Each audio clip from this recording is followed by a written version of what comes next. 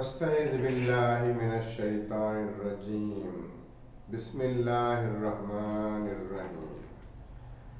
போன தடவை உங்களுக்கு 155வது ஆயத்தை பற்றி ஓரளவு புரியும் அளவுக்கு பேசியிருந்தேன். நீங்கள் அதிகமாக சிந்திக்க வேண்டும் என்ற எண்ணத்தோடு நான் விட்டு வைத்திருக்கிறேன். அதை நீங்கள் தான் முடிவு செய்ய வேண்டும், பூர்ணமாக்க வேண்டும். அது பதில் நீங்கள் அப்படி இருந்தால் தான் நீங்கள் ஓதுன்னு அர்த்தம். இல்லாட்டி பிரயோஜனம் கிடையாது. மனிதன் எப்படி படைக்கப்பட்டிருக்கின்றான் என்றால், ஏற்கனவே நாம் பேசிய பிரகாரம் இந்த மாதிரி ஆதமை படைத்தான். படைப்பதற்கு முன் இவ்வாறு சொல்லுகின்றான், நான் மனிதனை பூமிக்கு பிரதிநிதியாக ஆக்கப் போகின்றேன் என்று அல்லாஹ் கூறியிருக்கின்றான். உடனே மலக்குகள் சொல்லுகின்றார்கள், இப்படிப்பட்டவனையா நீ மனிதனையா நீ ஆக்கப் போகின்றாய் என்று மலக்குகள் கேட்கின்றார்கள். அவர் என்ன சொல்லிடுறாரு தெரியுமா? நினைவுக்குதான் 2வது சூறால 30 படிங்க, 30-39. பூமியில் ரத்தம் சேர்ந்து அழிம்பு செய்யக்கூடியவர்களையா நீ உன்னுடைய பிரதிநிதியா படைக்கப் போகின்றாய் என்று மலக்குகள் அல்லாஹ்விடம் கேட்கின்றார். இப்ப கேள்வி என்னன்னு சொன்னா, இன்னும் அவர்கள் மனிதனை பார்த்ததும் கிடையாது, அவன் உருவமும் தெரியாது, அவன் எப்படி இருப்பான் என்றும் தெரியாது. 10வதுக்கு அவனுக்கு குணங்கள் நாங்கள் எதுவுமே தெரியாம இருக்கும் பொழுது இந்த மலக்குகள் எப்படி சொல்கிறார்கள்? தம்பி, எப்படி அறிந்து கொண்டார்கள்? படிங்க, அந்த ஆயப்பட்டு படிங்கம்மா. 30. இன்னும் இறைவன் வானவர்களை நோக்கி, நிச்சயமாக நான் பூமியில் ஒரு பிரதிநிதியை அமைக்கப் போகிறேன் என்று கூறியபோது அவர்கள், இறைவா, நீ அதில் குழப்பத்தை உண்டாக்கி இரத்தம் சிந்துவோரையா அமைக்கப் போகிறாய்? இன்னும் நாங்களோ உன்னை தஸ்பீ செய்து கொண்டும் உன் புகழை கொண்டும் உன் பரிசுத்தத்தை போற்றியவர்களாக இருக்கிறோம் என்று கூறினார்கள். அதற்கு அல்லாஹ் என்ன பதில் சொல்றப்போ படிங்க. நீங்கள் அறியாதவற்றையெல்லாம் நிச்சயமாக நான் அறிவேன் என்று அல்லாஹ் கூறினார். நீங்கள் அறியாதவற்றையெல்லாம் நிச்சயமாக நான் அறிவேன் என்று அல்லாஹ் மலக்குகளிடம் கூறினார். மலக்குகள் சொன்னது இன்று வரை கரெக்டாக சரியாக நடந்து கொண்டே இருக்கின்றது. அது எந்த சந்தேகம் இல்லாமல் சொல்லிட்டாங்க. நான் உங்கள்கிட்ட கேட்குற கேள்வி, இப்படி சரியாக இந்த மலக்குகள் எப்படி சொன்னார்கள்? மனிதனை பற்றி ஒரு விஷயம் தெரியாது, அவன் எப்படிப்பட்டவனாக இருப்பான் என்பதும் தெரியாது. அப்படி இருக்கும் பட்சத்தில் அவர் எப்படி இவ்வாறு கூறினார்? சொல்லுங்க பார்ப்போம். இந்த மனிதனை பற்றிய விஷயம் அவர்களுக்கு எப்படி தெரிந்ததுன்னா அவங்க கேட்கிறேன். நான் ஏற்கனவே இதற்கு பதில் சில பேரை சொல்லிவிட்டேன். இருந்தாலும் பரவாயில்லை, சொல்லுங்கள், மற்றவர்கள் கேட்டுக்கொள்ளட்டும்.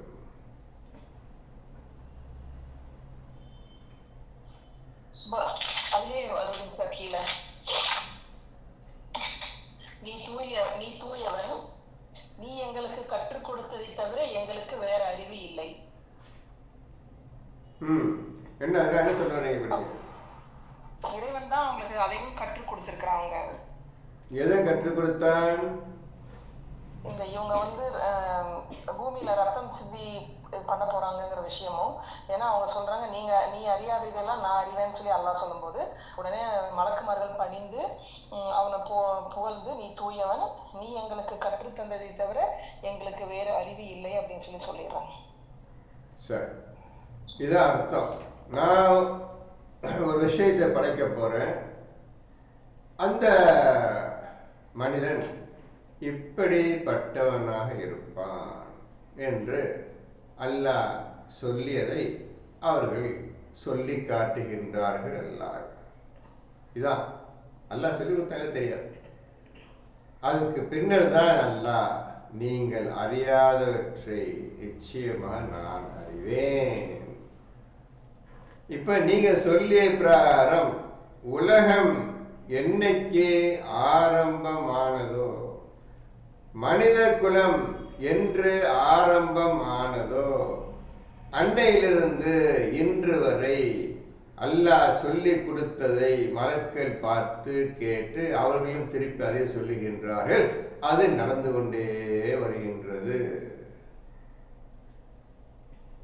அவங்க சொன்னது, அல்லாஹ் சொன்னது, ஏற்கனவே இந்த மாதம் படைக்க போறேன், இந்த மாதிரிலாம் பண்ணுவாங்க அவங்க. அப்போ இதுல ஒரு முக்கியமான விஷயம், எப்படி ஓதுன்னு புரிஞ்சுக்கிறேன். எல்லா விஷயம் எப்படி ஓதுன்ற முறையில தான் வருது. என் பேச்செல்லாம் எப்படி ஓதுன்ற முறையில தான் வருது. அப்போ இந்த மனிதனை படைச்சு இங்க இருப்பா, சந்தோஷம் இருப்பா, அங்க மட்டும் போயிடாதப்பா, அந்த மரத்தை மாதிரி தொற்றாதப்பா, மற்றபடி எல்லாம் ஜாம் சந்தோஷம் வாழுங்கன்னு சொல்லி கொடுத்துட்டான். ஆனா அல்லாஹ்வுக்கு தெரியும் இவன் சொல்ற வச்சு கேட்க மாட்டான். அவன் ஏற்கனவே முடிவு பண்ணியாச்சு, இந்த மாதிரி இன்னும் இருப்பா முடிவு பண்ணியாச்சு. இப்பதான் நடந்தே தீரும் என்று தீர்மானம் ஆயிடுச்சு. அதனால இவன் ரொம்ப நாள் சொர்க்கத்தில் இருக்க மாட்டான்னு அல்லாஹ்வுக்கே தெரியும்.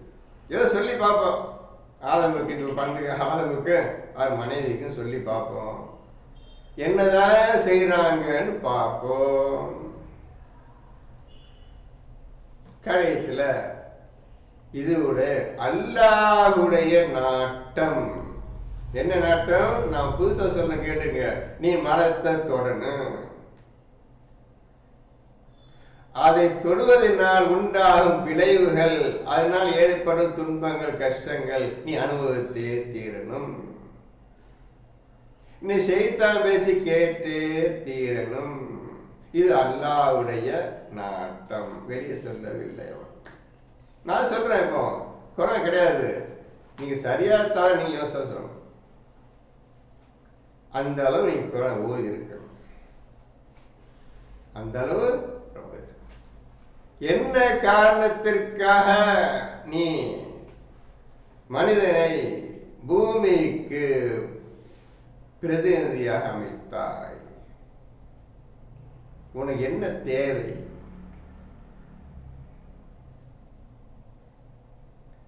என்ன காரணத்திற்கு? அடுத்த கேள்வி எழுதிருங்க, சொல்ற கேள்வி எழுதி வந்தா அல்ல, சும்மா பார்த்துட்டு இருக்காதீங்க, சொல்ற மனமா எழுதிட்டே வரணும், அப்பந்தான் ஏதாவது புரியும், ஓதும் புரியும். என்ன காரணத்திற்காக அந்த ஆதம் இவ்வளவு சொல்லியும் வாங்கி போனார்? ஷைத்தான் பேச்சை கேட்டு அவர் கெட்டு போல. நான் திரும்பி சொல்றேன், ஷைத்தான் பேச்சை கேட்டு ஆண்டவரை பார்த்துட்டு இருக்கிறான், அவன் பேச்சு கேட்கக்கூடாது, ஜாக்க எச்சரிக்கை இருக்கிறான். அது ஒரு மனசு இருக்கு, ரெண்டு பேருக்கு இருக்கு, ஆணுக்கு பெண்ணுக்கு இருக்குது. அவர் போன காரியம் என்ன காரணத்திற்காக காரியம் உள்ளே ஒளிந்து இருக்கின்றது. அதுக்குள்ள காரணம், அது உள்ளே ஒளிந்திருக்கின்றது. என்ன காரணத்திற்காக? தடுக்கப்பட்டதை போய் தொட்டார்.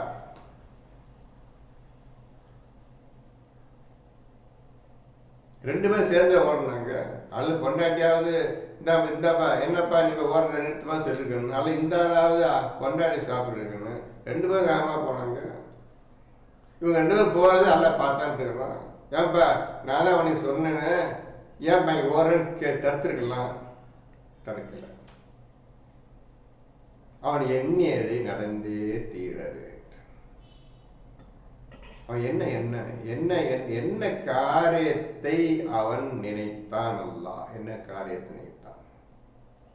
இவ்வளவு கேள்வி இருக்குப்பா. இல்ல ஸோ மடன்னு எங்கேயோ போய்க்காங்க போயிட்டு இருக்காங்க. போகிறதே தப்பு.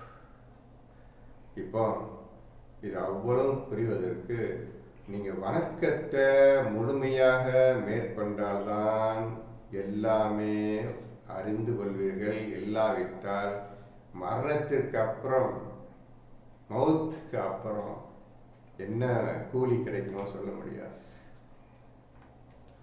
இப்போ திருப்பி வர்றேன். எதுக்கு வர்றேன்? உன்னையே. இதெல்லாம் புரியறதுக்கு வணக்கத்தை ஒழுங்காக மேற்கொண்டால்தான். இப்ப நான் கேட்ட இத்தனை கேள்வி சொன்னேன்னா, ஆண்டவனுடைய நாட்டம் இது, நீ தொடதான் வேண்டும், வழியே கிடையாது சொல்றான் ஆண்டவன். இதில் ஆதமுக்கும் அவர் மனைவிக்கும் கடுமையான சோதனை காலம் ஏற்பட்டு விட்டது. கடுமையான சோதனை காலம்.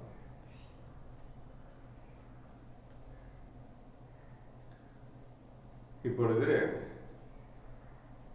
அல்லாஹ் சொல்லுகின்றான், உன்னையே.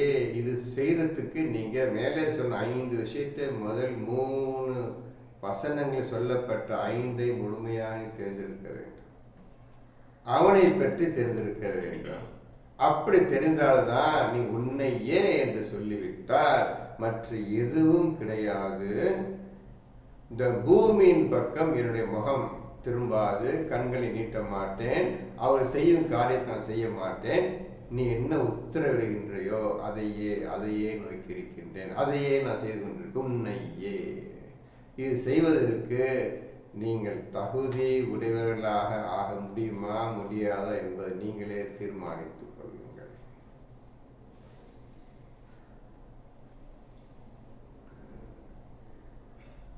அதிலே முடிஞ்சு போச்சு. உன்னையே ஒரே வார்த்தை முடிஞ்சிருச்சு.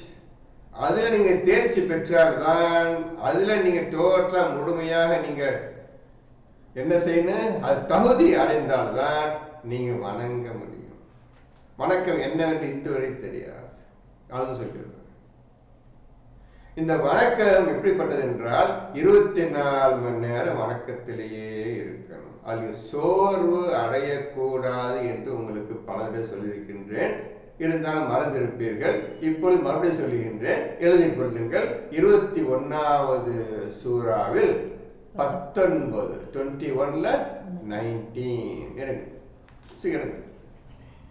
படிங்க. வானங்களிலும் பூமியிலும் உள்ளோரெல்லாம் அவனுக்கே உரியோர் ஆவார்கள். மேலும் அவனிடம் இருப்பவர்கள் அவனை வணங்குவதை விட்டும் பெருமை அடிக்க மாட்டார்கள், சோர்வடையவும் மாட்டார்கள். வானங்களிலும் பூமியிலும் அவனை வணங்குவதில் சோர்வு அடைய மாட்டார்கள். அதுக்கு டயர்டாகக்கூடாது. எப்போதுமே சுறுசுறுப்பா இருக்கிற வணக்கத்துல 24 மணி நேரமும் சுறுசுறுப்பு இருக்கிறனால சோர்வு அடைய முடியாது. பண்ணிட்டே இருப்பாங்க, வணக்கத்தை பண்ணிட்டே இருப்பாங்க, வணக்கத்திலேயே இருப்பார்கள். அதுல சோர்வே கிடையாது. அதை வைத்து கொண்டுதான் நீ இந்த குர்ஆன் சொல்லுகிற அனைத்து விஷயங்களையும் நீ ஆராய வேண்டும், ஓத வேண்டும், சிந்திக்க வேண்டும், செயல்படுத்த வேண்டும், உண்மை உணர வேண்டும். ஒவ்வொரு விஷயம் அது ஆன் பண்ணாத எது வணக்கத்தை. அது இல்லாம நீ தொட முடியாது. அது இல்லாம தொட முடியாது. நீ என்னதான் படிச்சுட்டு போ, ஒரு காலம் புரியாது. நீ செயல்படுத்தவே முடியாது, படிச்சுக்க வேண்டியதான். அது உருப்படாத விஷயம். எந்தவித லாபமும் கிடையாது ஓதுவதில். அதைதான் மனிதன் செய்து கொண்டிருக்கின்றார்.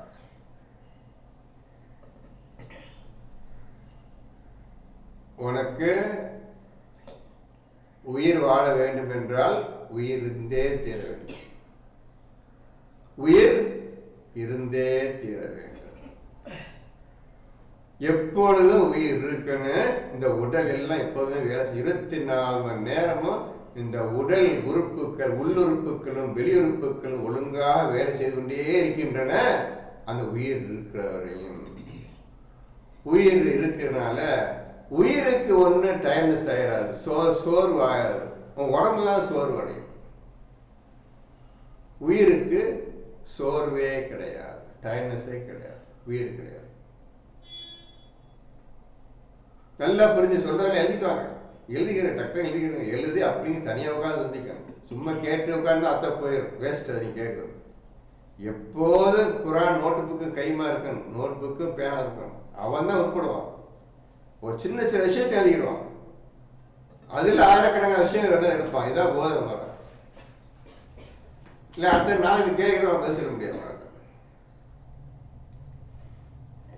சரி, உங்களுக்கு உயிர் இருக்குதுப்பா, வாழ்ந்துட்டு இருக்கீங்க. உயிர்னா என்ன உங்களை பதில் சொல்ல முடியாது. உயிர்னா உயிர் தான். அதே மாதிரி இந்த குரானுக்கு உயிர் என்பது சிக்கர். இந்த குரானுக்கு சிக்கர், உடலுக்கு உயிர். உயிர் இல்லாமல் உடல் கிடையாது, சிக்கர் இல்லாமல் குரான் கிடையாது. இப்போ இந்த வணக்கத்தை வைத்துக் கொண்டுதான் குரான் சொல்லப்பட்ட அனைத்து விஷயங்களையும் நீங்கள் அறிய முடியும். அதுக்கு வணக்கம் எப்போ உயிரோடு இருக்கலாம், புரிஞ்சுக்கிறீங்க. வணக்கம் ரெஸ்ட் கிடையாது. ரெஸ்ட் இருந்தால் முடிஞ்சு அதை முடிஞ்சு அர்த்தம். எப்போதுமே உயிரோடு இருக்கு வணக்கம். அதை வைத்து கொண்டு தான் எல்லாத்தையும் நீ செய்யணும். உயிர் இருந்தாலும் பார்க்க முடியும், பேச முடியும், அசைக்க முடியும், போக வர முடியும். அதே மாதிரி வணக்கம் இருந்தால்தான் எல்லா வேலையும் செய்ய முடியும். வணக்கம் சொல்லு, எனக்கு ரொம்ப களைப்பா இருக்குதுப்பா, உடுப்பான்னு வணக்கம் சொல்லாது. எப்போதுமே நீ செஞ்சுட்டே இருக்க வேலைகள். குரான் சொல்லப்பட அனைத்து வேலையும் செய்து கொண்டே இருக்க வேண்டும். வணக்கத்தை புரிஞ்சுக்கிட்டீங்களா? அப்போ இல்லை கேட்குறேன், வணக்கம்னு என்ன புரிஞ்சுக்கிட்டீங்களா? ஆனால் என்னன்னு தெரியாது. எப்போ செய்ய போறீங்க? எப்போ செய்ய போய் வணக்கத்தை? அதுலேயே போச்சு விட்டுட்டு நீங்க என்ன செய்ய? செத்து போன உடம்பு வச்சு என்ன செய்ய போறீங்க? உள்ள வச்சு அந்த அந்த ஆயத்து இந்த ஆயத்து இந்த ஆயத்து வச்சு என்ன செய்ய போறீங்க? என்ன தெரியாது. இன்னைக்கு வணக்கம் அர்த்தம் தெரியாதப்பா. அது செய்யவும் இல்லை. ஒருத்தனும் செய்யல. இன்னைக்கு ரசூல் காலத்தை இன்னைக்கும் யாரும் செய்யலப்பா. ரசூலை தவிர வேற எவனும் செய்யல வணக்கத்தை.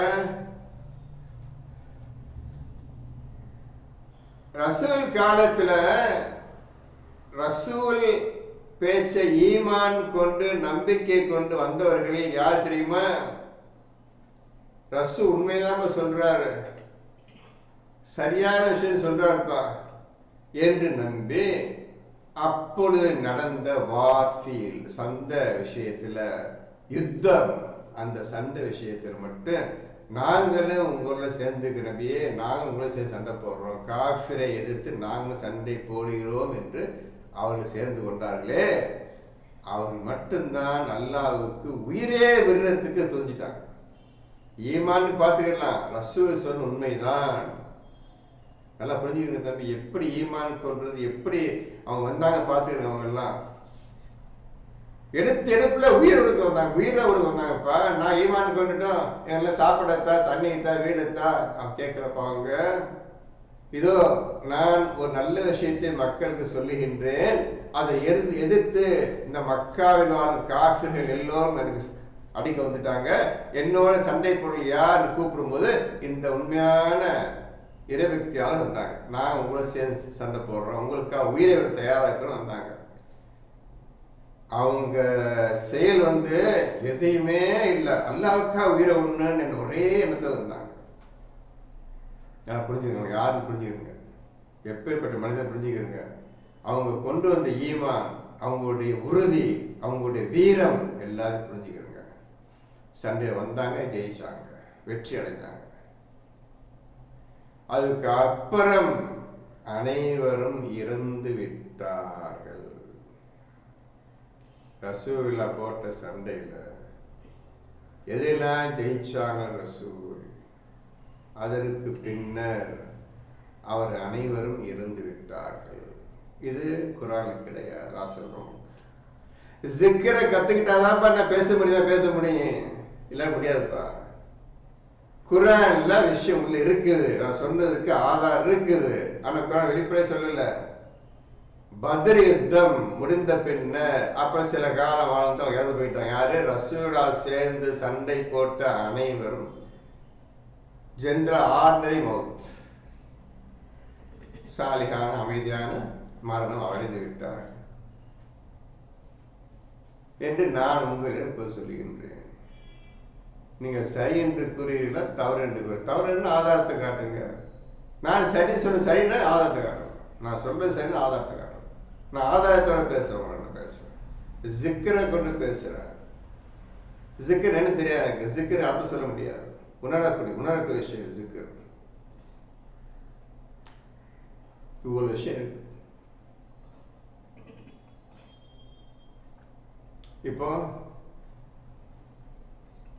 இந்த உயிரை வைத்துக் கொண்டுதான் இந்த குர்ஆனுக்கு இந்த வரக்கத்தை வைத்துக் கொண்டுதான் அனைத்து காரியங்களையும் நீங்கள் நிறைவேற்ற முடியும், இல்லாவிற்ற முடியாது.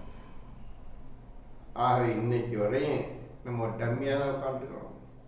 எதுவுமே புரியாத மனிதரை உட்காந்துருக்கிறோம். எதுவுமே புரியாத மனிதரை உட்காந்துருக்கிறோம். இன்னும் நீங்கள் தியாகம் செய்ய வேண்டிய விஷயங்கள் நிறைய இருக்கின்றன. ஆனால் நீ ஒரு காலம் செய்ய மாட்டேன் முடியாது. உங்களால் அது சொல்லிடுறேன், முடியாது. எப்படி செய்வீங்க? இப்ப இருக்கிற நிலையை விட்டுட்டு வெளியே வந்துருங்க. நீங்க இருக்கிற நிலையை ஒவ்வொருத்த என்ன நிலையில் இருக்கிறீங்களோ அதை விட்டு வெளியே வான்னு சொல்றாங்களா, வந்துடுவீங்களா? அப்போ முடியாது. கேட்டே இருக்க வேண்டியதான். அப்படியே ஒவ்வொரு வாரமும் கேட்டுக்கொண்டு இருக்க வேண்டியதுதான். நாட்கள் போய் கொண்டு இருக்கின்றன. மரணத்தை நோக்கி வேகமாக நம்ம வாழ்க்கை போயிட்டு இருக்குது. எந்த நிமிஷத்தை மரணம் யார் அப்படிங்க சொல்ல முடியாது. அதை நோக்கி வேகமாக சந்தோஷம் போயிட்டு இருக்குது.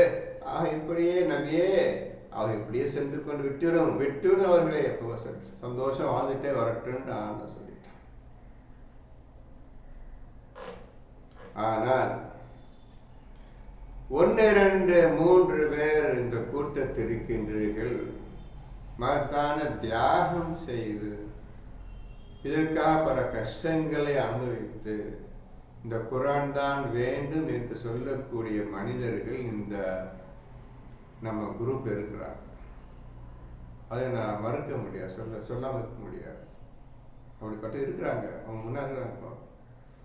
அதை சொல்லிட மாட்டேன். ஏன்னா எல்லாரையும் நான் ஒன்றும் இல்லைன்னு சொல்லி வச்சுக்காதீங்க. இதற்காக தியாகம் செய்து குர்ஆன் வேணும், இஸ்லாத்தை முற்று நுழைஞ்சிருன்னு நரக நெருப்பிலிருந்து காப்பாற்றப்பட வேண்டும் என்ற எண்ணத்தோடு வாழக்கூடிய இன்று குர்ஆன் வேண கேட்டுக்கொண்டிருக்கின்ற ஆண்களும் பெண்களும் இந்த குரூப்பில் இருக்கின்றார்கள். அதை சொல்லி கேட்டுக்கிறோங்க. ஆகவே இந்த முதல் 3 ஆயத்தில் அது சொல்றதை செய்யறதுக்கு என்ன செய்யணும்னு எப்படி நடந்துக்கணும்னு பார்த்துக்கிறாங்க. அதில் முதல்ல வெற்றி அடையுங்க. அதுக்கப்புறம் தான் நீ குர்ஆனை ஓதி இந்த ஆயத்துக்கு என்ன இந்த ஆயத்துக்கு என்ன கேட்கலாம். அதை விட்டுட்டு இன்ஜின் ஆஃப் பண்ணி வச்சுட்டு என்னத்தை வண்டி ஓடும் பார்த்துக்கங்கப்பா. சரி, இப்போ அவங்களுக்கு 155, 156, 157 வசனத்தை கேட்டாங்க. நசீர் ஷா கேட்டீங்க தம்பி, சொல்லிட்டேன். வேற யாருக்காவது வேறு பதில், வேறு விஷயங்கள் கேட்கறது தப்பு தான். இருந்தாலும் குர்ஆனை பற்றி பேச இருக்குது. இருந்தால் என்ன பேச நீங்க டக்கு அங்கே போய் எங்கே போயிருந்து வணக்கத்துக்கு போய் செய்தோ குர்ஆன் கேட்டோம் என்ன இருந்தாலும் அது இல்லாமல் முடியாதுன்னு சொல்லி திருப்பி நீங்கள் வணக்கத்துக்கு போய் வணக்கத்தை கற்றுக்கலாம். அந்த எண்ணத்தோடு தான் நீங்கள் போயிடும், டக்குன்னு போயிடும். இதில் கேட்டே இருப்போம்னு நேரத்துக்கு நினைக்காதீங்க. நம்ம டைரெக்டாக அல்லாட்ட கேட்டுக்கிறேன். எதுவுமே அந்த எண்ணத்தோடு தான் நீங்கள் குர்ஆன் ஓதணும். அப்படி ஆசை வச்சு ஓதுனாதான் நான் உங்களுக்கு சொல்கிற விஷயம் குர்ஆன் இல்லாத பேசிட்டு இருக்கேன். ஆனால் உண்மைப்படுத்த முடியும். உண்மை குர்ஆன் இருக்குது அப்படின்னு என்னால் குர்ஆன் இருக்குது இல்லை. ஆனால் எதுவும் சொல்லலை. அதில் அப்போ ஜிக்கர் கூட எடுக்க முடியும். ஜிக்கர் கத்துக்கிற மாதிரி தான் அந்த விஷயம் எடுக்க முடியும். எடுத்து சொல்ல முடியும். அது தப்பே இருக்காது. என்ன சொன்னேன்? அந்த பத்ர் யுத்தம், இன்னொரு யுத்தம், 2 யுத்தத்துக்கு பின்ன அந்த உண்மையான சண்டை போட்டவங்க வீராதி வீரர்கள் அப்புறம் இறந்து போயிட்டாங்க. அவங்க கிடையாது. அடுத்த சண்டை மற்ற சண்டை கிடையாது என்று சொன்னேன். அந்த 9:40 ரசூலுடைய தோழர். ரசூலுக்கு ஒரே ஒரு தோழர் தான். அந்த குகையில் இருந்தாங்க. ரசூல் பக்கத்திலே இருந்தாங்க. அவங்க மட்டும்தான் முழுமையா ரசூல யாருன்னு அறிஞ்சவங்க. அவங்க மட்டும்தான், அந்த ஒரு தோழர் மட்டும்தான், அந்த மனிதன் மட்டும்தான். அவரை பற்றி அவர் பேர் ஊர்ல ஒன்றும் கிடையாது. அவரை பற்றி 9:40 அல்லாஹ் சொல்லுகின்றார். அவ்வளவுதான். அவர் அதுக்கப்புறம் என்ன ஆனார்? குகையிலிருந்து அப்புறம் தப்பித்து போகும் பொழுது அவர் கூட இருந்தாரா? ரசூலே எல்லா பகைவர்களும் போயிட்டாங்க, நீங்க போயிருங்க என்று பத்திரம் வழி அனுப்பி வச்சாரா? அல்லது ரசூலுடைய மதீனாவை வந்தாரா? அதற்கு பின்னர் எவ்வளவு காலம் ரசூலோட வாழ்ந்தார்? அதான் கேள்வி. இந்த விஷயம்லாம் ஒன்றும் குரான் கிடையாது. ஒரே ஒரு வார்த்தை தோழர், பயப்படாதீர், அல்லாஹ் நம்மளோட இருக்கின்றான். இந்த சொன்ன மட்டும்தான் அர்த்தம் முடிஞ்சு போச்சு. அவருக்கு ரசூல் கனெக்ஷன் முடிஞ்சு போச்சு.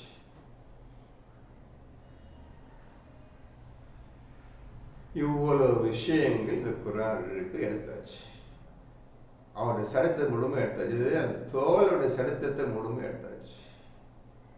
எப்படி எடுத்தேன்? அது அவங்க சொல்லும் போது ஆமா உண்மைதான் உண்மைதான் உண்மைதான் நீங்க வச்சு வந்துக்கிறீங்க.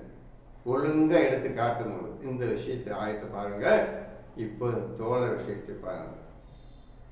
இந்த விஷயத்தை பாருங்கள். ரசூலுடைய தோழர் எங்கு போனார் என்பதை பாருங்கள் என்று சொல்லும் பொழுது நிச்சயமாக நீங்கள் ஆச்சரியப்படுவீர்கள். ஜிக்ர் வேணும், வணக்கம் வேணும்.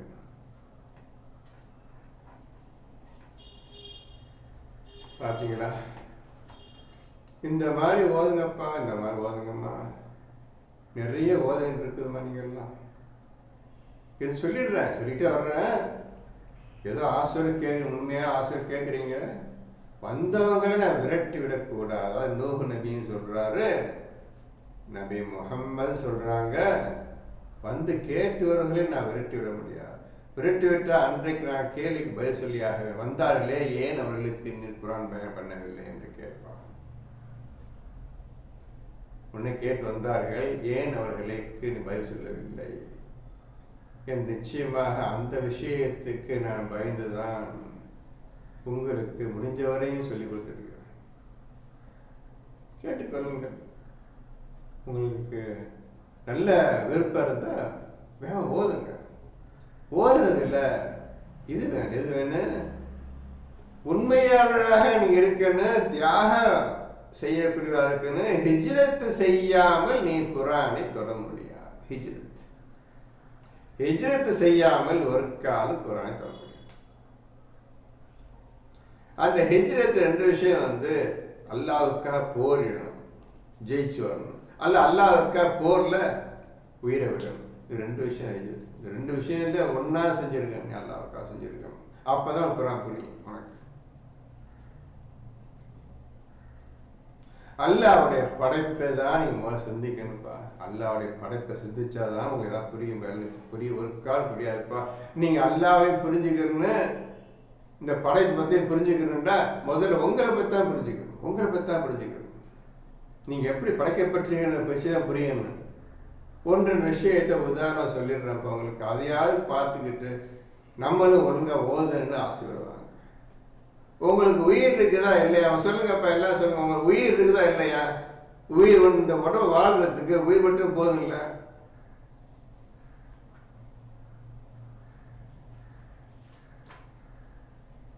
சொல்லுங்க, ஏன் சொல்லுங்க. நீங்க வாழ்றதுக்கு உயிர் இருக்குது. இப்போ அந்த உயிர் மட்டும் போதும் இல்ல, வேலை வேணுமா?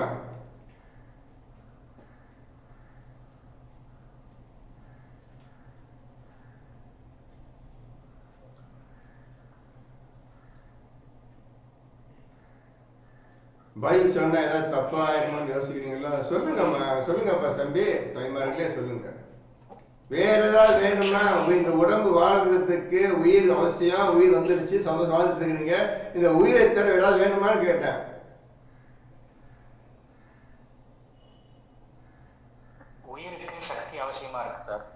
உயிருக்கு சக்தி தேவைப்படுது. என்ன சொல்றாங்க? சக்தி இருக்கிறப்பதான் அந்த உயிரோட்டம் சக்தி சீரா இருக்கும். அந்த சக்தி நமக்கு குறையிறப்ப உயிர் குறையுது, நமக்கு உடல் ஆரோக்கியம் கெடுது. உயிருக்கு உயிர் இருந்தால்தான் நீங்க சக்தி அடைய முடியும். உயிர் வந்த பிறகுதான் நீங்க சாப்பிடுறீங்க, செய்றீங்க, அது சக்தி கிடைக்குது. உயிர் வந்த பிறகு சக்தி கிடைக்குதா? சக்தியை வாங்கிட்டு உயிர் வருதா?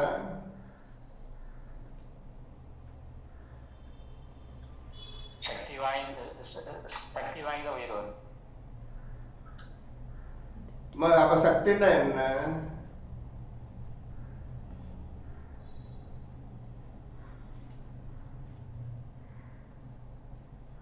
அவனுடைய அருள் இல்ல. இப்ப நீங்க சக்தின்னு சொன்னீங்க, அப்புறம் அருள் பக்கம் போயிட்டு, அருள் விஷயம் வேற இல்லை. சக்தி விஷயம் வேற, அருள் வேற இல்லை.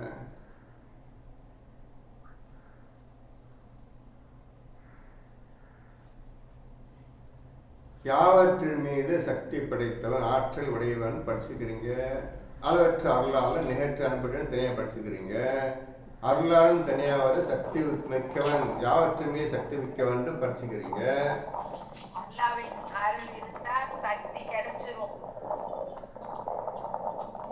அல்லாவின் அருள் இருந்தால் சக்தி கிடைத்திருந்து சக்தியும் அருளையும் பேசுறீங்க.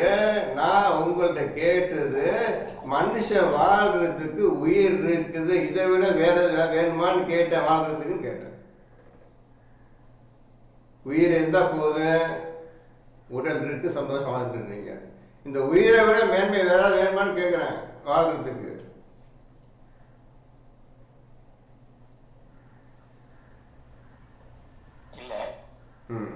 அதான் நான் கேட்குறேன். அந்த கேள்வியே நல்லா புரிஞ்சுது.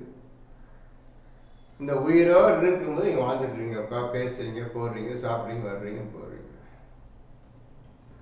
சரி, எழுதிட்டீங்களா? அதை நான் கேட்ட கேள்விக்கு நீங்கள் சொன்ன பதிலையும் நீங்கள் உங்களுக்கு வந்த பதில் எழுதிக்கிட்டீங்களா? ஏன்னா அடுத்த கேள்விக்கு நீங்கள் பதில் சொல்லி ஆகும். மூச்சுன்னு ஒன்று உள்ள காற்று போய் வந்துட்டு இருக்குதா, இது எதுக்குப்பா? இது நான் என்ன சொல்றேன்னு கேட்டா, உங்களை ஆண்டவன் எவ்வாறு படைத்திருக்கின்றான் என்பதை நீங்க சிந்தித்து பார்க்கவில்லையான்னு கேட்கிறோம். மனிதனை எவ்வாறு நாம் படைத்திருக்கின்றோம்? இப்படி அணு அணுவா எடுத்த விஷயத்தை வெளியே கொண்டு வரணும். இதுவரை உங்களுக்கு தெரியாத விஷயம் தெரியாது. இப்ப சொன்னா கூட தூக்கி போட்டு போயிருவீங்க, அது எனக்கு நல்லா தெரியும். முள் மூச்சு போகுதுல மூக்கலையா, எதுக்கு? அது அதான் உயிர் வந்துடுச்சு. மூச்சு எதுக்கு? நம்ம எதுக்குப்பா காத்து உள்ள போகணும் வரணும்? அது விடாம வணக்கத்தை எப்படி நீங்க செயல்படுத்த வேண்டும் என்று 24 மணி நேரமும் வணக்கத்தை நீங்கள் செயல்படுத்த வேண்டும். அது சோர்வு அடைய மாட்டார்கள் என்று அல்லாஹ் கூறிவிட்டார். இது சோர்வு அடையாது. மூக்கு வழியா காத்து போகுது வருது போய் வந்து தூங்கிட்டு இருந்தாலும் காத்து போகுது வருது போகுது, மூச்சு போய். என்ன எதுக்கு இந்த மூச்சு? உயிர் எதுக்கு? மூச்சு எதுக்கு? எழுதிக்கிறங்க. எழுதுமா எனக்கு தெரியும், எழுதுறீங்களே எழுதுமா எனக்கு தெரியாது. மூச்சு எதற்கு? சுவாசிக்கின்றீர்கள், காற்றை வெளியே விடுகின்றீர்கள். அது நெப்பாட்டினா உயிர் போயிடும். உயிர் போயிடும். அது நிப்பாட்டினா உயிர் போயிடும். தனியா விஷயம் உயிர். மூச்சுக்குள்ளுக்கு காத்து போற தனி விஷயம்.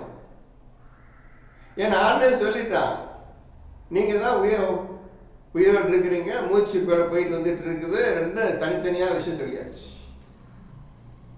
உங்க கண்ணால பார்த்து தான் இருக்கிறீங்க. ஒவ்வொருத்தன் உடம்பும் எப்படி இயங்கிட்டு இருக்குது, செயல்பட்டு பார்த்தாங்க. நீங்க இதையெல்லாம் நீங்க ஒழுங்கா உட்கார்ந்து மனுஷன் மாதிரி உட்கார்ந்து யோசிச்சாதான் நீங்க உருப்படுவீங்க. இப்ப என்ன சொல்ல போறீங்க? இதுக்கு நீங்க கேட்ட கேள்விக்கு நான் கேட்டு நியாயமான கேள்வி. எதுக்கு இப்ப அவங்க என்னவா சரிதானமா? என்ன சொல்ல போறீங்க நீங்க?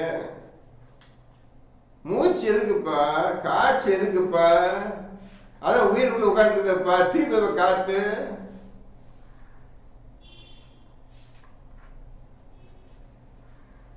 பாத்தீங்களா? உங்க படை பார்த்தீங்களா? பாத்துக்கிறோங்க. இந்த மாதிரி ஒரு படைப்பை படைக்கணுன்னு அந்த அல்லாவுக்கு எப்படிப்பா இந்த மாதிரி எண்ணம், இந்த மாதிரி ஒரு எண்ணம் வந்து சாசம் வந்து அவனுக்கு இந்த மாதிரி முறையில் இந்த மனுஷன் படைக்கணுன்ட்டு யார் பாச அவனுக்கு சொல்லி கொடுத்தது? அவனே சொல்றான், நான் முன்மாதிரியின்றே படைக்க தகுதிப்படுத்துறேன். முன்மாதிரின்றே வானங்களையும் பூமி அனைத்து படைப்புகளையும் முன்மாதிரி இருந்து பார்த்து பார்த்து எதை படைக்கலப்பா, நானே புதுசா எல்லாம் உண்டாக்கினேன், புது விஷயம் உண்டாக்கினேன். இந்த மாதிரி படைப்பைங்க நீ யோசிச்சு பார்த்து இப்படிமா படைப்பை என்ன கேள்வி கேட்டு பதில் சொல்ல முடியலையே. உயிர் என்ன, காற்று என்ன? காற்று இல்லாம நீங்க வாழ்ந்துருவீங்களா தம்பி? உயிர் இருக்கட்டு, காற்றுல உயிர் உடம்பு இருக்க வச்சு பத்திர மாதிரி வச்சுக்கிறீங்க, காற்றுல வாழ்ந்துருவீங்களா? காற்று இல்லாமல் நீங்கள் ஒரு நிமிஷம் வாழ்ந்துருவீங்களா? கதை முடிஞ்ச அப்போ உயிரும் போயிருச்சு, காத்து உள்ள போது நின்றுச்சு.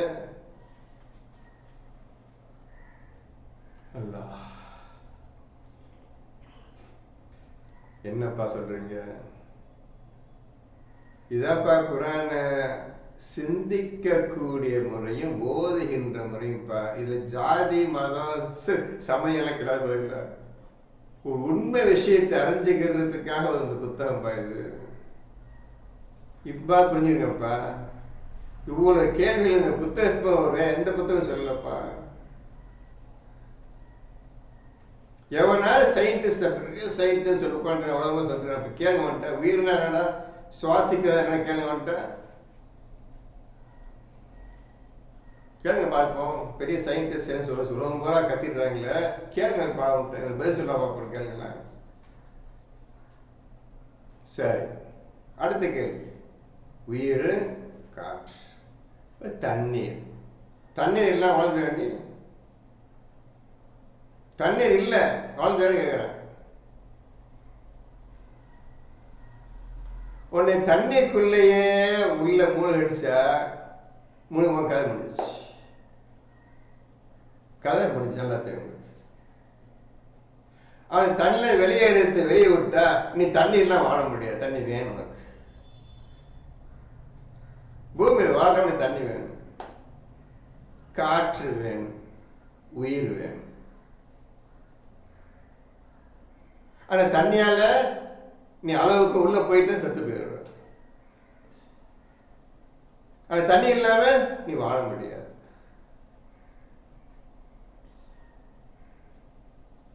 இது 3 விஷயங்கள் கொண்ட மனிதன்.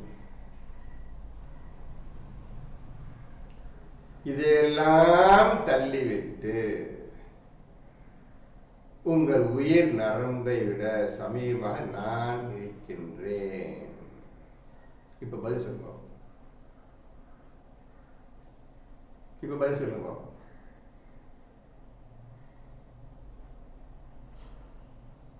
இது எதற்காக நான் சொல்லுகின்றேன் என்றால், அந்த 155 சொல்றான் ஆண்டவன், உயிர்கள் ஆகியவற்றின் இழப்பினாலும்.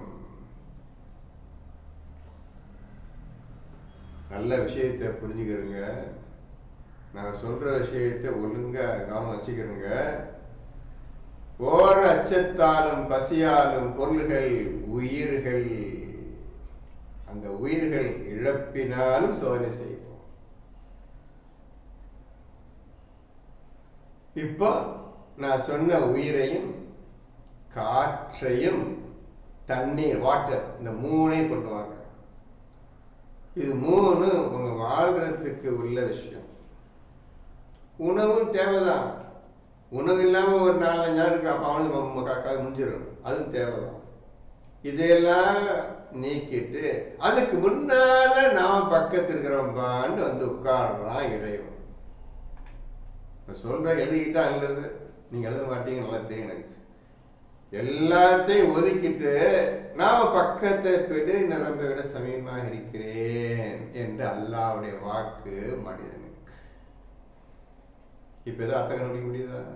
நான் பாதி அர்த்தம் சொல்றேன்னு சொன்ன 3/4 அர்த்தம் சொல்லிட்டேன். 75% அர்த்தம் சொல்லிட்டேன். இனி 25%ஆவது நீங்கள் என்னதான் யோசிச்சு முடியுது நான் பார்க்க அடுத்த வாரம் பார்ப்பேன். சும்மா உட்கார்ந்து கொஞ்சம் இல்லைப்பா, நீங்கள் உங்கள் சந்தோஷம் இப்படிதான் இருந்துக்குவாங்க. நான் வேணாம் சொல்ல, சந்தோஷம் இருக்கு. இதையெல்லாம் எப்போ புரிஞ்சு வணக்கத்தை மேற்கொண்டு இந்த குர்ஆன் முழுமையாக பின்பற்றி அல்லாஹ் பக்கமே உங்கள் முகத்தை திருப்பி நிலை நிறுத்தவன் தான் சொல்லுமா உன்னை ஏன் சொல்லும் இல்லைங்க. எவன் தன் முகத்தை அல்லாஹ் பக்கமே திருப்பி நிலைநிறுத்தி கொண்டானோ அவன் மட்டும்தான் உன்னை ஏ என்ற வார்த்தை சொல்ல முடியும், மற்ற எவனாலும் சொல்ல முடியாது. அப்ப என்ன செஞ்சிருக்கேன்னு அந்த மே அல்லாஹ் இறைவன் ரஹ்மான் ரஹீம் மாலிக் அரசன் அங்கே தெரிஞ்சிருக்காங்க. அவன் தெரிஞ்ச மட்டும்தான் உன்னை ஏ என்று சொல்ல முடியும். அந்த 5 பக்கமே தன் முகத்தை திருப்பி நிலைநிறுத்தி கொண்டவன் தான் உன்னை ஏ என்ற வார்த்தை சொல்ல முடியும், எவனும் சொல்ல முடியாது.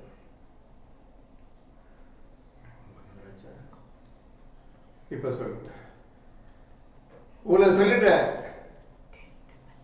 நீங்க என்ன சொல்ல, உங்களுடைய கேள்வியை சொல்லுங்க. இப்போ நான் சொன்னதுல என்ன புரிஞ்சுக்கிட்டீங்க? நீங்க புரிஞ்சுக்கிட்டு அதுக்கப்புறம் செயல்படுத்துங்க. பதில் நான் கேட்டது பதில் சொல்லுங்க. அவ்வளோ சீக்கிரத்தில் நீங்கள் ஒன்றும் பயம் எடுத்துக்க முடியாது. ஏன்னா ஞான விஷயம் இது. முற்றிலும் நான் அவங்ககிட்ட சிக்கராக பேசிட்டு இருக்கிறேன். அது புரிஞ்சுக்க, நான் அரபி பேசவே இல்லை, எனக்கு தேவையில்லை அரபி. எனக்கு விஷயம் புரிஞ்ச பிறகு அரபி தேவையில்லைப்பா, தேவை கிடையாது.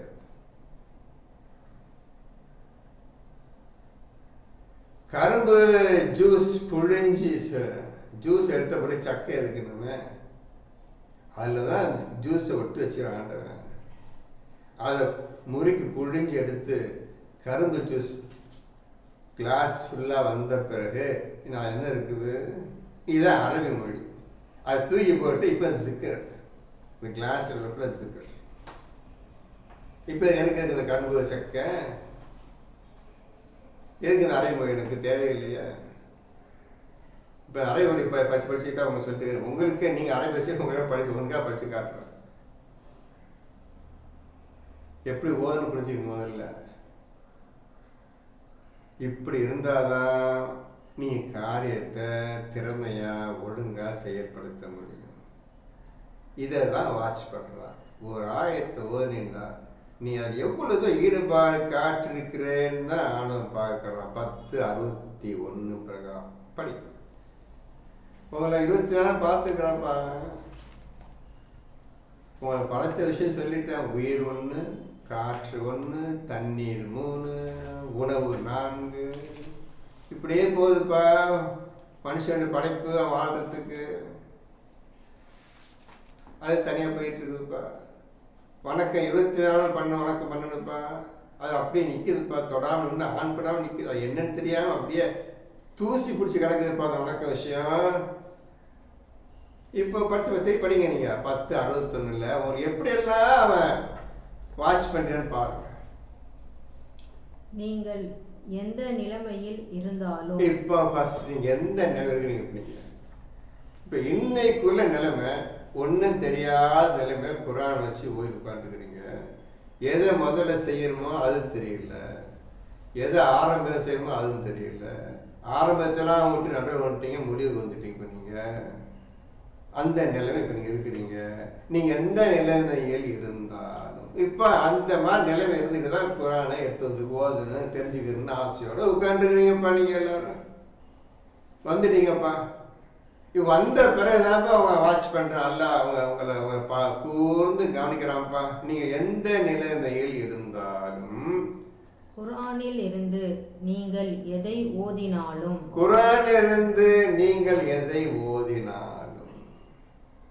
நான் கொடுத்த இந்த உபதேசத்திலிருந்து எதை ஓதினாலும், எந்த விஷயத்தை ஓதினாலும், நீங்கள் எந்த காரியத்தை செய்தாலும், இப்போ ஓதுனீங்க, ஓதிட்டு அந்த மாதிரியா சொன்ன மாதிரியா ஒரு காரியத்தை செய்றீங்க, அது கிடையாது. அதை ஓதுனீங்களே பாப்ப நீங்க இந்த மாதிரி நடந்துக்கு நான் சொல்லிவிட்டு படிச்சீங்க. படிச்சுட்டு அப்படி நேர்மாற்றமா விரோதமாக ஒரு காரியம் போகுது. ஓதுன மாதிரி நீங்க செய்றீங்க நீங்க இல்லையே, அதுக்கு விரோதமான ஒரு காரியம் போயிட்டு இருக்குது. நீங்க எந்த காரியத்தை செய்தாலும் நீங்கள் அவற்றில் ஈடுபட்டிருக்கும் போது நீங்கள் அவற்றில் ஈடுபட்டு கொண்டிருக்கும் பொழுது, குர்ஆன் சொல்லியபடி அந்த காரியத்தை ஈடுபட்டு கொண்டிருந்தால் சரி, அல்ல குர்ஆன் ஓதிய பின் அதற்கு மாறாக விரோதமாக காரியத்தை ஈடுபட்டு கொண்டிருந்தாலும் சரி, நீங்க என்ன காரியம் செய்றீங்க, என்னத்தை ஓதுனீங்க, என்னத்தை செய்றீங்க என்று நாம் கவனிக்காமல் இருப்பதில்லை. நாம் கவனிக்காமல் இருப்பது. இப்போ அவங்க கவனிச்சுக்கிறான், என்ன கவனிச்சுக்கிறான், எல்லாரையும் கவனிச்சுக்கிறான், எல்லாரையும் கவனிச்சுக்கிறான். சொல்லுங்க, என்ன செய்வீங்க? இப்போ இங்க நீ வாட்டிங்கப்பா, என்னப்பா செய்வீங்க? இன்னைக்கு நிறைய விஷயம் சொல்லி கொடுத்துட்டேன், என்ன செய்வீங்க? நீங்க என்ன செய்வீங்க? சொல்லி கொடுத்துட்டேன். உங்களுடைய செயல் என்ன? இப்போ இதை பத்தி சிந்திப்போம். இதை பத்தி சிந்திக்கணும், இதுல செயல்படுத்தணும். இதற்காக உங்க வாழ்க்கையை நீங்க முழுமையா நீங்க அர்ப்பணிக்க, அல்லாஹ்வுக்காக அர்ப்பணிக்க.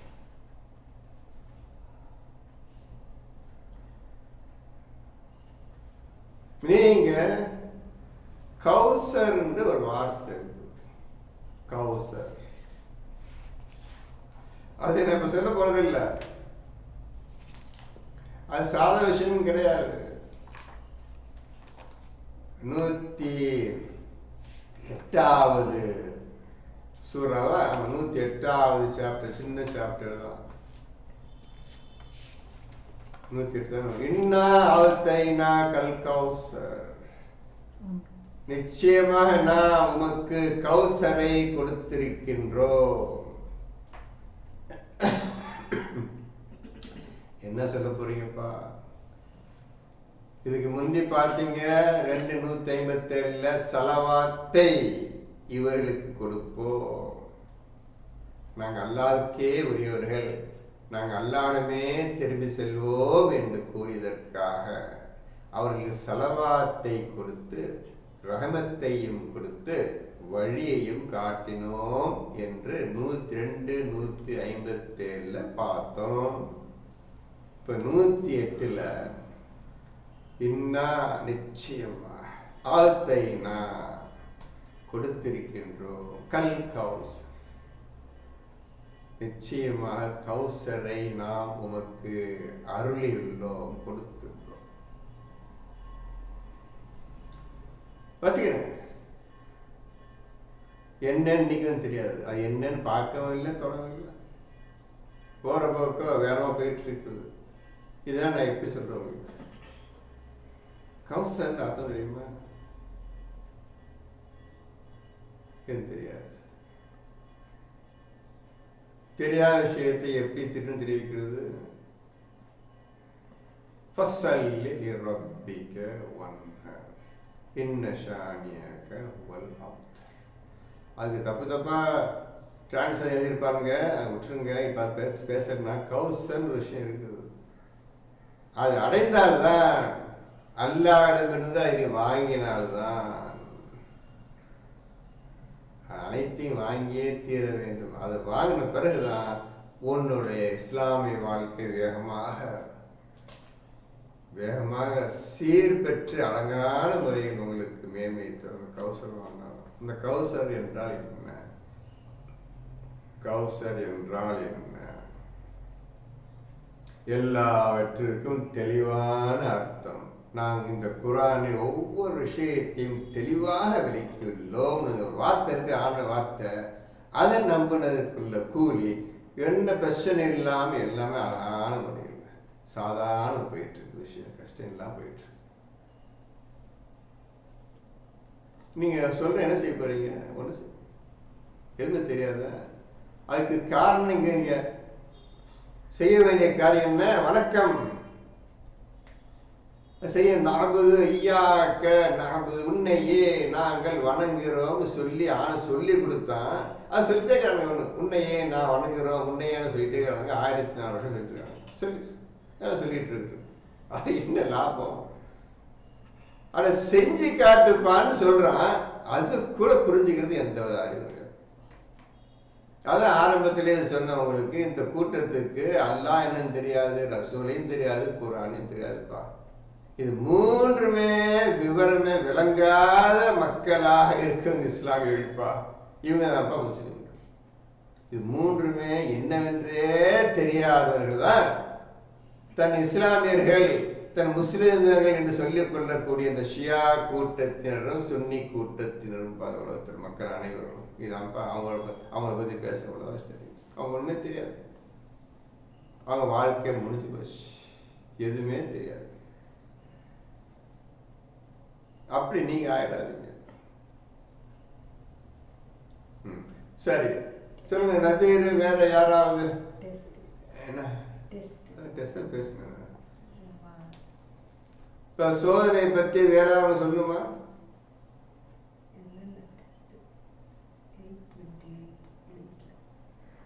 சொல்லுங்க தம்பி, ஏதாவது சொல்லணுமா உங்களுக்கு? சோதனையில ஏற்கனவே சொல்லி கொடுத்துட்டேன். இப்போ உங்கள் முகம்னா அல்லாஹ்வை நோக்கி இருக்க வேண்டும். அல்லாஹ்வையே நோக்கி முகத்தை திருப்பி நிலைநிறுத்திக் கொள்வீரான்னு சொல்றான். எப்படி நிறுத்துவீங்க நீங்க? சலாத்தை நிலைநிறுத்தணும். சலாத்தை நிலைநிறுத்தணும்.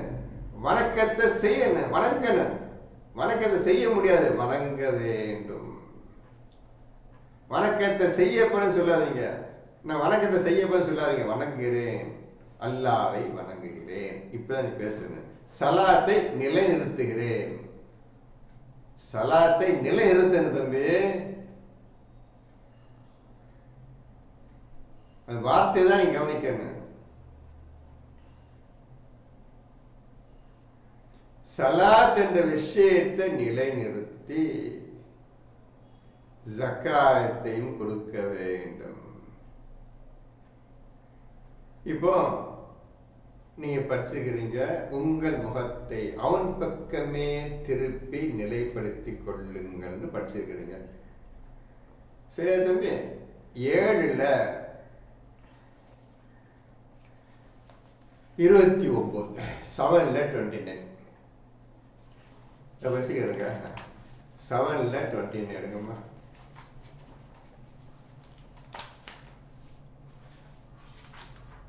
என் இறைவன் நீதத்தை கொண்டே ஏவியுள்ளான். 29, 7ல் 29. என் இறைவன் நீதியை கொண்டே ஏவியுள்ளான். வீட பூசும் சிமெண்ட் வெள்ள பூசுறீங்கல்ல, இந்த பூமியை படைச்சி நீதியை கொண்டே ஏவியுள்ளான். நீதியால், தர்மத்தால் இந்த உலகம் படைக்கப்பட்டிருக்கிறது. நீதியை கொண்டும் உண்மையை கொண்டும் இந்த பூமி வானம் படைக்கப்பட்டிருக்கிறது. ஆகவே அதை புரிஞ்சுக்கிறீங்க. ஆகவே உம்முடைய முகத்தை அவன் பக்கமே திருப்பி நிலைநிறுத்துவீராக.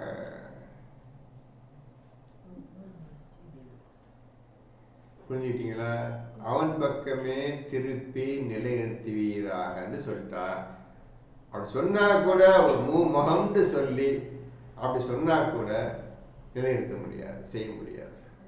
உங்க புரிஞ்சுக்கிறதுக்காக இந்த வார்த்தையை போன்ற முகத்தை நிறுத்துன்னு சொல்கிறோம். அதே போல எதுக்காக சொல்றேன்னு கேட்டா எழுதிங்க. 729 is equal to சலாத்தை நிலைநிறுத்தி. அக்கீமிஸ் சலாத். சலாத்தை, சலாத் ஒரு விஷயம், முகம் ஒரு விஷயம் மாதிரி. இப்ப சலாத் ஒரு விஷயம். அந்த சலாத்தை நிலைநிறுத்துங்க. நீங்க இப்போ சலாத்தை முழுமையாக புரிந்து கொண்டு அந்த சலாத்தை நிலைநிறுத்துங்கள். எப்படி முகம்னா புரிஞ்சுக்கிட்டீங்களோ, முகத்தை எப்படி அல்லாஹ்வின் பக்கம் திருப்பி நிறுத்துறீங்களோ, அதே மாதிரி சலாத் விஷயம். சலாத் இருதயத்தா உணரக்கூடிய கான்சைன்ஸ் மேட்டர். அந்த விஷயத்தை என்னவென்று புரிந்து கொண்டு அதை நிலைநிறுத்துங்கள். முகத்தை நிலைநிறுத்துற மாதிரி நிலைநிறுத்துங்கள். ஜகாத்தையும் கொடுத்து வாருங்கள். அப்போ சலாத் விஷயம், அதை நீங்க நிலைநிறுத்தணும். அதை நிலைநிறுத்தினால்தான் நீங்க ஜகாத்தை கொடுக்க. அல்லாஹ் சொன்ன செலவு செய்ய முடியாது. இது விஷயம் வேற. சாதாரண தர்மக்காரிங்க விஷயம், இது ஒரு விஷயம். நிலை நிறுத்தணும், சலாத்தை நிலைநிறுத்தணும்.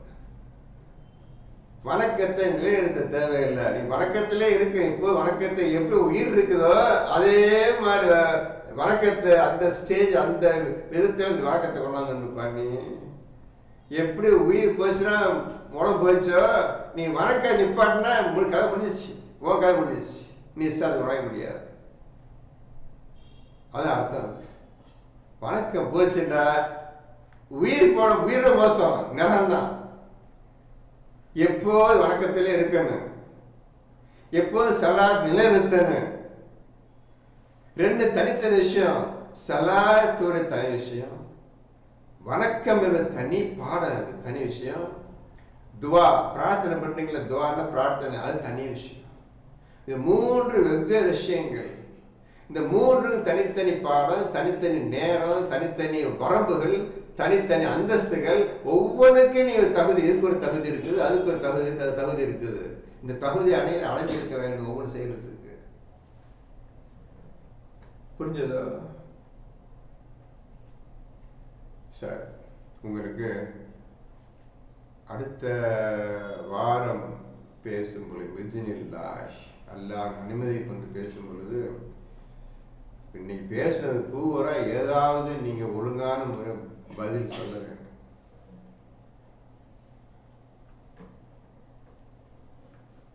உங்களுடைய மூளை சுறுசுறுப்பா,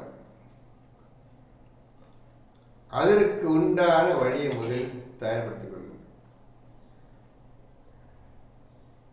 நான் உங்க எல்லாத்தையும் பாதிப்பாய் பதில் சொல்லிட்டேன். ஏன் இதுக்கு எதுக்கு ஏன் எதுக்கு ஏன் சொல்லிட்டேன். சொல்லுங்க, பதில் சொல்லுங்க பாப்போம், என்ன சொல்ல போறீங்க? அப்ப இவ்வளவு சொல்லியே எதுவும் சொல்ல மாட்டேன் உட்கார்ந்துட்டு இருப்பேன்டா, அதுக்கு நான் ஒன்றும் செய்ய முடியாதுப்பா. உன்னையே இதற்கு முதல் தயாராகுங்க, அப்ப மற்ற அவரை பார்த்துக்கலாம். உன்னையே சொல்றதுக்கு அர்த்தம் சொல்லிட்டாங்க. எப்படி முகத்தை அவன் பக்கமே திருப்பி நிலைநிறுத்துறீங்களோ அப்பதான் நீங்க உன்னையே என்ற விஷயத்தை நீங்க சொல்றதுக்கு தகுதி அடைந்து விட்டீர்கள். அதுக்கு உண்டான ஆயத்தை சொல்லிடுறேன். இப்ப 7:29 எடுத்துக்கிட்டீங்க, 30:30 தீனின் பக்கமே உம்முடைய முகத்தை திருப்பி நிலைநிறுத்துவீராக. அல்லாவின் முகம் நோக்கியே முகத்தை திருப்பி நிலைநிறுத்தும். அல்லாஹ் முகம் எங்க இருக்குன்னு தெரியாது, அவன் உருவம் கிடையாது, அவன் பக்கமே அவன் எங்க இருக்கான்னு தெரியாது. அதான் 7:29.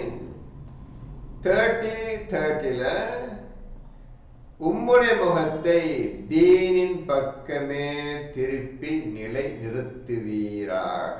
இப்ப தீன் என்றால் இஸ்லாம். இந்த இஸ்லாத்தின் பக்கமே உம்முடைய முகத்தை திருப்பி நிலை நிறுத்துவீராக.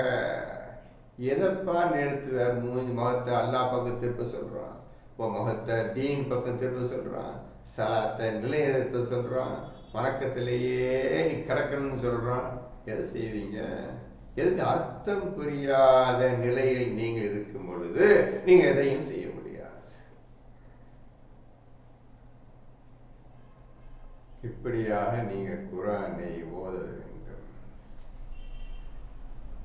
சரி, இப்போ உங்களுக்கு அடுத்த பயானில் எந்த விஷயத்தை பேசினா நீங்க வணக்கத்தை தான் நீங்க கத்துக்கணும். நான் பேசி பிரயோஜனம் கிடையாது. நீங்களே கற்றுக்கொண்டால்தான் அதுக்கு உருப்படுற காரியம் ஒண்ணுதான். நீங்க இஸ்லாத்துல வரணும்னு ஆசைப்பட்டு நீங்களே கற்றுக்கொண்டால்தான் உங்களுக்கு இந்த குர்ஆன் எளிதாக புரியும். எது கேட்காதுங்க, மனுஷனை கேட்க அல்லாட்டே கேள்வி பழக அந்த பழக்கத்தை மாதிரி பண்ணுவாங்க. ஒவ்வொன்றுக்கும் உண்மையான அர்த்தம் ஞானம்தான். இந்த ஞானம் வெளியே சொல்ல முடியாது, காட்ட முடியாது. நான் ஆரம்பத்தில் சொல்லிட்டேன், இந்த அரபின்னு பற்றி இன்னும் அரபி தான் வச்சுட்டு என்னைக்கு அரபியை நீங்கள் போட்டுட்டு என்னைக்கு கொண்டாடுறீங்களோ, ஞானத்தை ஜிக்கரையும் கொண்டாடுறீங்களோ, அன்னைக்கு தான் உங்களுக்கு நல்ல காலம், இஸ்லாமிய காலம். இஸ்லாமிய காலம் நல்ல புரியுது தம்பி. இன்ஷா அல்லாஹ் உங்களுக்கு அடுத்த பயானில் இன்னும் சில உங்களை சிந்திக்கக்கூடிய அளவுக்கு நீங்கள் முன்னேறக்கூடிய வழியில் மேலும் சில விஷயங்களை பேசுகிறேன், கேட்டுக்கிட்டே வாங்க. இப்போ நீங்கள் புது விஷயம் சொல்லியிருக்கிறேன், உன்னையே என்பதற்கு நீங்கள் அதுக்கு நீங்கள் முழு தயாராகி கொள்ளுங்க. அது இல்லாமல் நீங்கள் சும்மா இந்த ஆயத்தை படிச்சுக்கிட்டு அதை படிச்சு பிரயோஜனம், எந்த பிரயோஜனம் கிடையாது. தேவையில்லாத விஷயம். அதுவும் யோசிக்கணும், இன்னும் இதுவே தெரியணுமோ, அவன் பக்கமே இப்போ நல்லா புரிஞ்சுக்கல, ஒன்றும் புரிஞ்சுக்கல, சும்மா உட்காந்துக்கிட்டு இந்த ஆயத்து பேரால என்ன லாபம் அப்படின்னு நீங்கள் உங்களை திருத்திக்கணும். உங்களை திருத்திக்கணும். அந்த வழியை முதல்ல பாருங்க. நான் யார்கிட்ட போய் கற்றுக்கிட்டோம்னா, யார்கிட்டும் கற்றுக்கல, தன்னால் உட்காந்து கஷ்டப்பட்டதானப்பா. இதேன்னு அவன் சொல்லிட்டான், என்னை கேளுங்க பதில் சொல்றேன்னு சொன்ன பிறகு அந்த இதை பிடிச்சிக்கிட்டேன். அவனை முடிஞ்சு போச்சுக்காத, ஈஸியாக போயிடுச்சு, எனக்கு எந்த கவலையும் இல்லை. நான் இப்போ பொய்யின் பக்கம் போகணும், உண்மை தெரிஞ்ச போச்சு, நான் உண்டு என் குரான் முடிஞ்சு போச்சுக்காத. நான் உன்னதனுக்காக என் வாழணும், உன்னதனுக்கு என் பயப்படணும், உன்னத்துக்கு என் பதில் தேவையில்லை, ஒன்றும் இல்லை. இப்படிலாம் வாழணும். சரி வாங்கம்மா, எல்லா தம்பிவார்களே நிச்சயம் வருவீர்கள், பொறுமையாருங்கள், ஓதுங்கள், நேரத்தை வீணாக்கிறாருங்க. ஒரு நிமிஷம் கூட நீங்கள் சலாத்து கற்றுக்க போறீங்க. வணக்கத்தை நீங்கள் முதல்ல செய்தால்தான் சலாத்து உங்களுக்கு வரும். வணக்கத்தை நீங்கள் செய்தால்தான் தக்குவா. ஏற்கனவே தக்குவான்னு விஷயம் முழுமையாக சொல்லிட்டேன். முழுமையாக அல்லாஹ் பயப்படுவது தக்குவான்னு பேர். அதை நீங்கள் வணக்கத்தை செஞ்சாதான்ப்பா நீங்கள் தக்குவா அடைவீங்க. தக்குவா அடைஞ்சாதான்ப்பா நீங்கள் குரானை நீங்கள் உங்கள் வழிகாட்டியாக வரணும். எனக்கு சொல்லியிருக்கிறேன், திருப்பி மறுபடியும் சொல்லிடுறேன், கேளுங்க. வணக்கம். யாரு தக்குவாவை அடைய முடியும்? 2:21 2வது சூறாவில் 21 படிச்சு பாருங்கப்பா. மனிதர்களே, உங்களையும் உங்களுக்கு முன்னிருந்தவர்களையும் படைத்த உங்கள் இறைவனையே நீங்கள் வணங்குங்கள். பார்த்துக்கிட்டீங்களா? உங்களையும் உங்களுக்கு முன்னிருந்தவர்களையும் படைத்த உங்கள் இறைவனையே வணங்குங்கள், நீங்கள் தக்குவா உடையவர்கள் ஆகலாம். முற்றிலும் அல்லாஹ்வுக்கு பயந்து நடக்கக்கூடிய உண்மையான மூமின்களாக ஆகலாம். தெளிவா சொல்லிட்டான். வணக்கத்தை நீ முழுமைப்படுத்தினாதான் நீ அல்லாஹ்வுக்கு பயந்தவனாக ஆகும், தக்குவா உடையவனாக ஆக முடியும்னு 2:21 பார்த்துட்டீங்க. சரியா? எல்லாம் பார்த்தீங்களப்போ.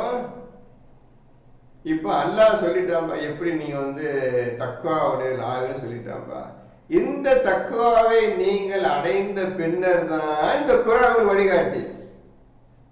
இந்த தக்குவாவை நீங்கள் அடைந்த பின்னர் தான் இந்த குர்ஆன் உங்களுக்கு வழிகாட்டி. அதை புரிஞ்சுக்கணும் முதல்ல. ஷார்ட்டா எப்போது மனசு இருக்கட்டும். இப்போ 2 எல்லாம் 2ல முடிச்சுட்டான். 2:21 படிச்சீங்க. எப்படி தக்குவா உடையவனாக ஆக வேண்டும். தக்குவா உடையவனாக ஆகியாச்சு. இப்ப தக்குவா என்ன செய்வாங்க? 2 படிங்க. அலிஃப் லாம் மீம், இது புத்தகம், இதில் சந்தேகமே கிடையாது. தக்குவா உடையவர்களுக்கு வழிகாட்டி. ஆரம்பமாக உங்களுடைய சாப்டர், உங்களுடைய வாழ்க்கை ஆரம்பமாக, இஸ்லாமிய வாழ்க்கை ஆரம்பமாகுதுப்பா.